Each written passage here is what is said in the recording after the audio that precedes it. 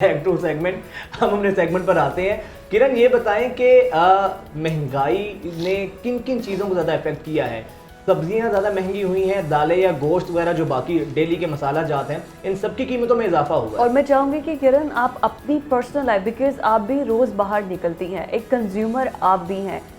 अगर as a आम public, एक शहरी के तौर पर अगर आपसे पूछा जाए तो क्या आपकी भी चीज़ें और आपकी भी जो डेली की कमोडिटीज़ हैं और फिर आपके खर्चे हैं वो ज़्यादा हैं, एक्सपेंसेस ज़्यादा हैं, और जो आपकी इनकम है या सेविंग है वो तो कम है, क्योंकि आप और मैं किसी ना किसी जगह पर एक आम शहरी को तो रिप्रेजेंट कर रहे हैं ना।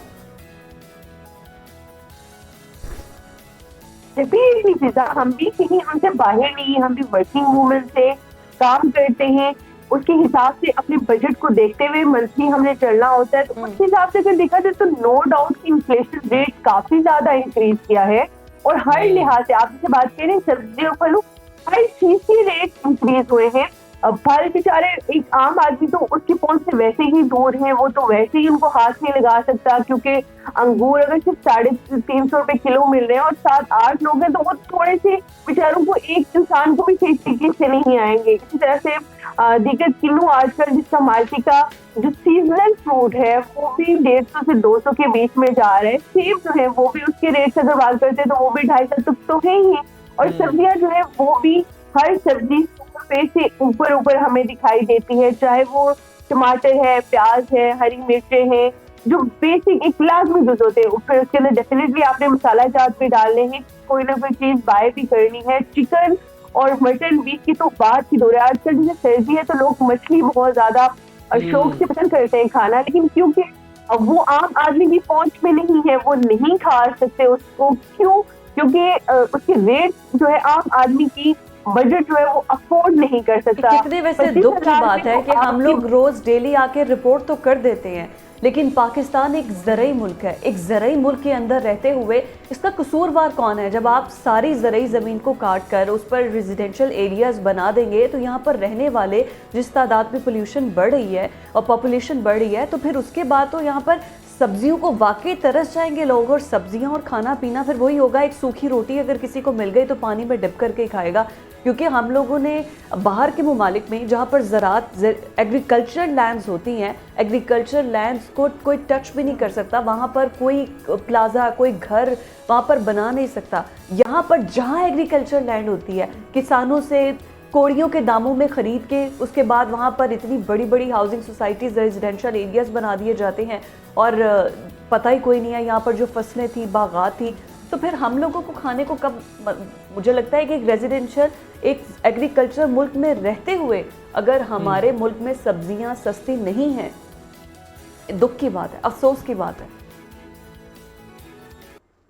बिल्कुल फिजा, ऐसा ही है कि गवर्नमेंट को भी इस बारे में सोचना चाहिए। ये तो वो इकदाम है जो कि गवर्नमेंट लेवल पे उठाने की जरूरत है।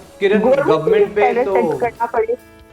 गवर्नमेंट पे अगर हमने छोड़ दिया तो बस, तो फिर तो अल्लाह ही हाफिज है। हमारे हुक्मरानों को, एक आम आदमी का यही तो मसला है कि एहसास ही नहीं है। आप और मेरे जैसे लोग हैं ना कि जो रेजिडेंशियल एरियाज में जाके बनाते हैं, जो एनओसीज देते हैं, ठीक है, गवर्नमेंट का काम है चेक एंड बैलेंस गवर्नेंस के कितने इश्यूज हैं, गवर्नेंस के कितनी एकड़ जमीन बंजर पड़ी है पाकिस्तान में, कितनी ऐसी जमीन है जो कि बंजर है जहाँ पर फसल काश्त नहीं हो सकती। नए शहर वहाँ जाके आबाद करें, उसके अलावा लाहौर को एक्सपैंड कर रहे हैं। इसके अलावा फिर एक और मसला है कि होर्डिंग, ज़ख़ीरा अंदोज़ी है।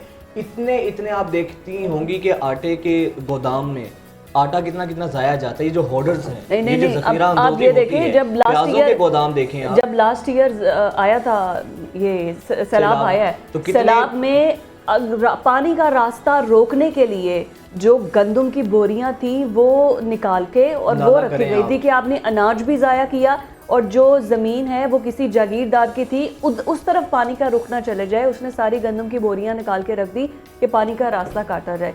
ये तो इंसाफ है यहाँ पर। और फिर इसमें गवर्नेंस का काम है चेक एंड बैलेंस करना, लेकिन इनफरादी तौर पर हमारी भी तो जिम्मेदारी है। हम भी तो इसी मुल्क में रहने वाले हैं। दुख होता है कि कोई भी इंसान ये तो चीज़ें बिल्कुल चलती रहेंगी। किरण, आपका बहुत शुक्रिया, आपने हमें इस्लामाबाद का अहवाल बताया।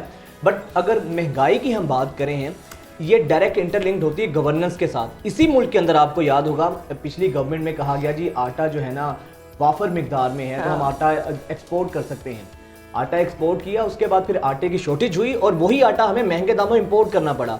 डायरेक्टली कहीं ना कहीं ये चीजें हमारी गवर्नेंस अब पे हमें ही हर आके चीज, लिंक होती हैं। दालें भी बाहर से इंपोर्ट करनी पड़ती हैं, हमें गंदम भी बाहर से इंपोर्ट करनी पड़ती है, हमें चावल भी बाहर से इंपोर्ट करना पड़ता है, और हमारा पेट्रोल तो वैसे ही इंपोर्ट में है कि हम बाहर से ही मंगवाते हैं। एक एग्रीकल्चर लैंड, एक एग्रीकल्चर मुल्क में रहते हुए हम बेसिक चीज़ें बाहर से इंपोर्ट करते हैं, और ये हमारे मुल्क की पॉलिसी है। हमारे पॉलिसी है या नालायकी है, कुछ भी कहें, बट ये हो रहा है।